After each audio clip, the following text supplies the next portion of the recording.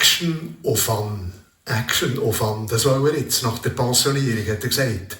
Das Jahr zum Beispiel Canyoning im Glutschbach, Raften auf dem Colorado River, dann vielleicht einen Karate-Kurs zu Konolfingen, Mountainbiken über einen Morgenpass, ein Offroaded Desert Safari mit Camel Riding zu Dubai, später dann Paragliding und Bungee Jumping, Aquaboxing und Stand-Up Paddling, Base Jumping und Bodyflying, Air Surfing, Flying Rugby und Skydiving. Frage mich nicht, was das ist, ich habe keine Ahnung. Aber das sind eben die sogenannten Trendsportarten, hat er gesagt. Move, move, beweg dich, statt dich gerne ans Alte zu klammern. Okay, aber zuerst gehe ich noch mal nach Adelboden wandern.